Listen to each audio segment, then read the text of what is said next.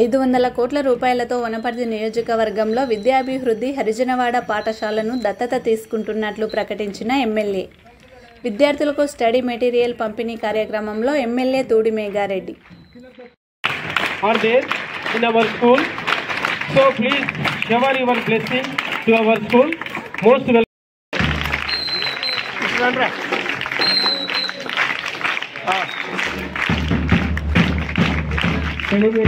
గౌరవ ఎమ్మెల్యే గారితో ఆవిష్కరణ జరుగుతున్నది. తెలుగు, హిందీ, ఇంగ్లీష్ ఈ 3 సబ్జెక్టులపై మరి స్టడీ మెటీరియల్ తయారు చేయడం అనేది అది విద్యార్థులకు మరి పరీక్షలలో ఎంతోగానో ఉపయోగపడే విధంగా తయారు చేయడం అనేది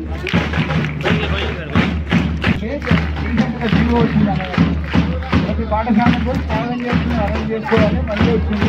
ముఖ్యమంత్రి గారికి కూడా మరీ ధన్యవాదాలు.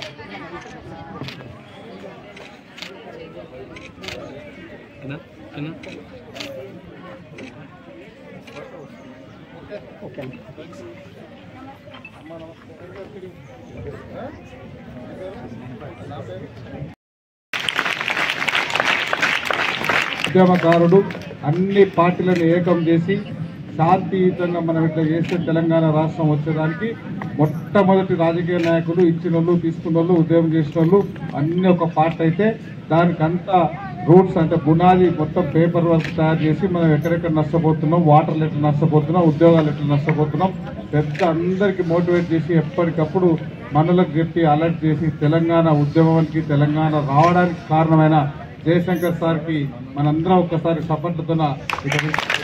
దాంతోపాటు ఈ మధ్యకాలంలో మన కాంగ్రెస్ పార్టీ అధికారంలోకి వచ్చిన తర్వాత గౌరవ ముఖ్యమంత్రి రేవంత్ రెడ్డి గారు ముఖ్యమంత్రి అయిన తర్వాత తెలంగాణ రాష్ట్రంలో దాదాపు 32,000 మంది టీచర్లకు ప్రమోషన్లు, బదిలీలు, దానికి సంబంధించిన అన్ని ఎక్కడ ఏ ఒక్కరు ఎమ్మెల్యే కానీ, ఒక మంత్రి కానీ, ఒక ముఖ్యమంత్రి కానీ ఎవ్వరిక్కడ ఒక్క రికమెండేషన్ లేకుండా ఎంత జెన్యున్గా జరిగిందంటే ఇక్కడున్న టీచర్లకు తెలుసు, తెలంగాణ రాష్ట్రంలో టీచర్లకు తెలుసు.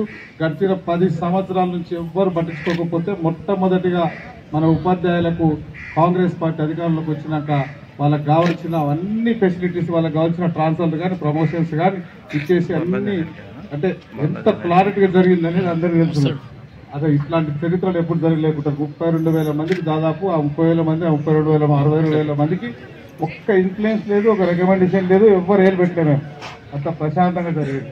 సో అట్లా చేసిన మన గౌరవ ముఖ్యమంత్రి గారికి ఒకసారి మనం చప్పట్లు కొట్టాలి.